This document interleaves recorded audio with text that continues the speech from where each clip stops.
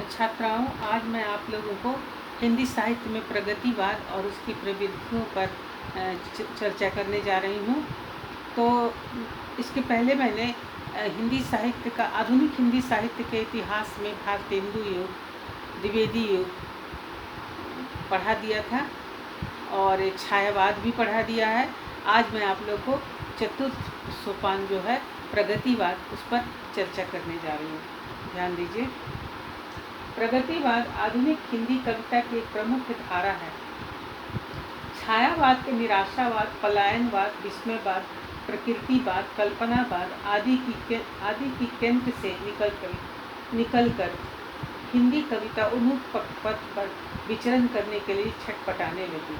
हिंदी के नए कवियों ने दरअसल छायावादी कविता से घुटन महसूस की। राजनीति और साहित्य के क्षितिज पर उभरती हुई नवीन चेतना नए नए आंदोलनों की आंधियों के अंतराल में आगे बढ़कर अपना मार्ग प्रशस्त करने लगी। यह प्रयास हिंदी साहित्य में प्रगतिवाद के नाम से प्रसिद्ध हुआ।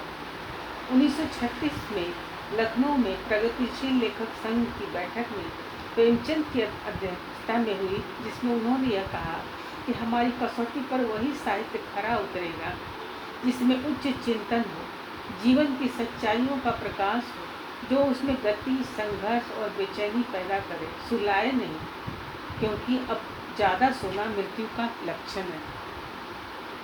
प्रगतिशील लेखक संघ की स्थापना में मुल्क राज आनंद, सज्जाद जहीर की भूमिका रही है।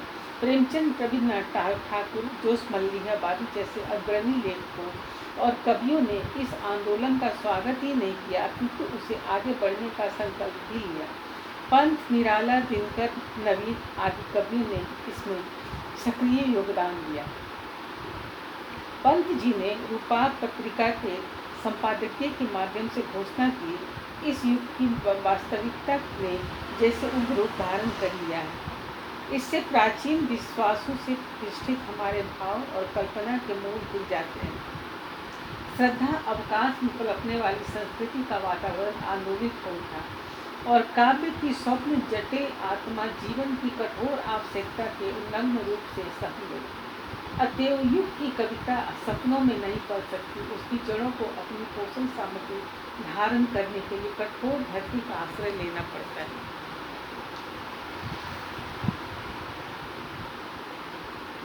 कविवर पंत ने प्रगतिवाद को परिभाषित करते हुए कहा कि राजनीतिक में जो स्थान समाजवाद का है, वही स्थान साहित्य में प्रगतिवाद का है। लक्ष्मीकांत वर्मा की मान्यता है कि प्रगतिवाद सामाजिक यथार्थवाद के नाम पर चलाया गया वह साहित्यिक आंदोलन है, जिसमें जीवन और यथार्थ के वस्तु सत्य को उत्तर छायावाद काल के प्रश्रय मिला और जिसने सर्वप्रथम यथार्थवाद की ओर समस्त साहित्यिक चेतना को अग्रसर होने की प्रेरणा दी। इस प्रकार प्रगतिवाद का उद्देश्य छायावादी मूल पथोन्मुखी प्रवृत्तियों की जगह नए साहित्य और नए मूल्यों की स्थापना करना है। साहित्य को विभिन्न समस्याओं, संघर्षों, आवश्यकताओं और यथार्थ से जोड़ना है। सामाजिक सत्य के विभिन्न स्तरों को साहित्य के माध्यम से प्रतिपादित कर नए विचारों से आम आदमी को आंदोलित करने के लिए नई दृष्टि प्रदान करना है। सवाल है, प्रगतिवाद का दृष्टिकोण क्या है, दर्शन क्या है? कार्ल मार्क्स ने जिस साम्यवादी समाजवादी विचारधारा का प्रतिपादन किया है, प्रगतिवाद ने उसी दृष्टिकोण, उसी दर्शन को साहित्य में आत्मसात किया है। इस प्रकार साम्यवादी दर्शन का साहित्यिक स्वरूप प्रगतिवाद। मार्क्सवाद का सामाजिक वैज्ञानिक समाजवाद प्रगतिवाद का मूल वैचारिक स्रोत है। मार्क्स ने जगत को उत्पत्ति एवं विकास के मूल में भौतिक शक्तियों का द्वंद्वात्मक संघर्ष माना है। दो वस्तुओं एवं शक्तियों के संघर्ष से तीसरी वस्तु की उत्पत्ति होती है और क्रम उत्तरोत्तर बढ़ता जाता है, जिससे विकास की प्रक्रिया अनवरत चलती रहती है और इस विकास क्रम में योग्यतम की सत्ता बनी रहती है।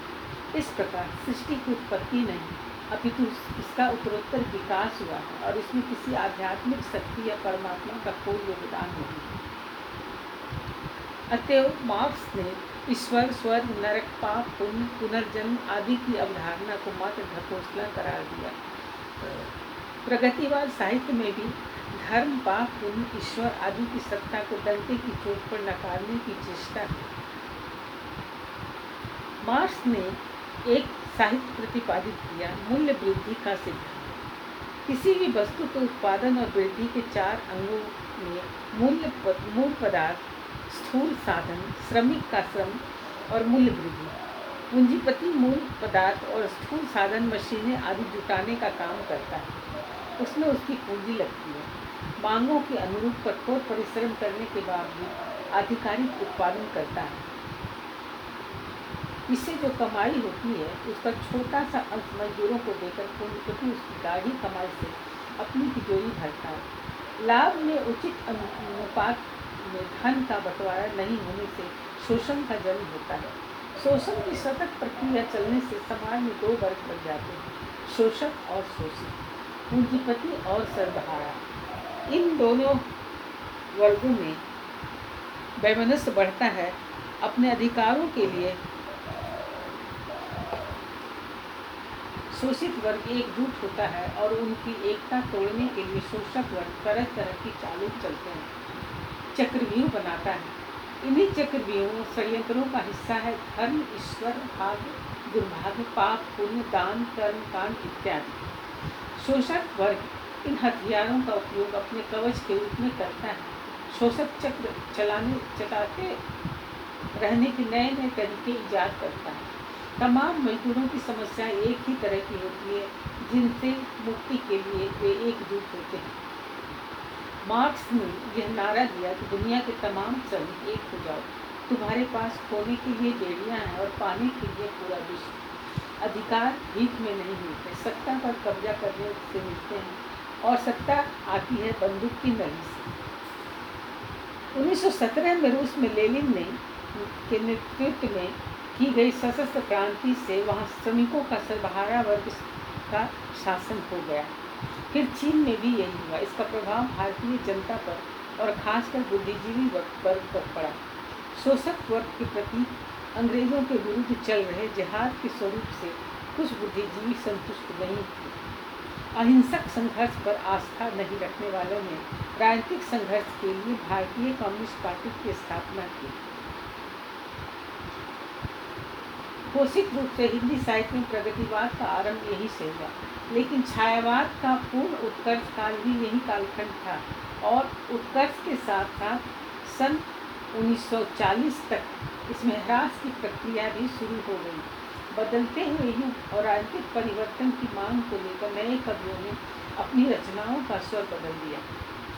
यद्यपि छायावादी कवियों पर भी नए युग का प्रभाव पड़ा, खासकर पंत निराला पर। वह तोड़ती पत्थर, इलाहाबाद के पत्थर जैसी कविता निराला ने लिखी, वहीं प्रसाद ने अपनी अनुभूति में इसे अभिव्यक्ति दी। इस पथ का उद्देश्य नहीं है श्रांत भवन में टिक रहना, किंतु पहुंचना है उस पथ पर जिसके आगे राह नहीं।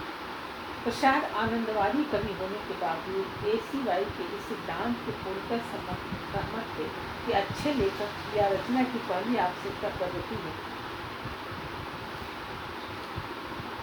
छायावादोत्तर युग के कवियों ने प्रगतिवादी दृष्टि को आत्मसात किया। उसके जीवनादर्शों से प्रेरित न गांधी, दिनकर, नागार्जुन, शिवमंगल सिंह सुमन, त्रिलोचन, नरेंद्र वर्मा, रामेश्वर सिंह अंचल, रामदयाल पांडे, रामदेव राघव आदि प्रगतिशील कविता आंदोलन में उल्लेखनीय योगदान दिया। वहीं मुक्ति बोध, गोपाल दास नीरज, रामविलास शर्मा, शंभुनाथ सिंह, गिरिजा कुमार माथुर, विद्यापति कौशिक, भारत भूषण अग्रवाल, नेमीचंद्र जैन, रामविलास शर्मा जैसे बाद की कविता पीढ़ी ने भी इसकी धारा को अपनाया। सोहनलाल द्विवेदी एवं सुधीर जैसे गांधीवादी कवियों का स्वर भी प्रगतिवाद से प्रभावित हुए बिना नहीं रहा। अंग्रेजी एवं रूसी साहित्य का आंशिक प्रभाव रहने के बावजूद यह प्रगतिवादी साहित्य भारत की सामाजिक, आर्थिक, राजनीतिक तथा साहित्यिक परिस्थितियों की उपज है, इसमें कोई संदेह नहीं। आज यहीं तक। अगले क्लास में मैं आपको इसकी प्रवृत्तियों पर चर्चा करूँगी। हाँ।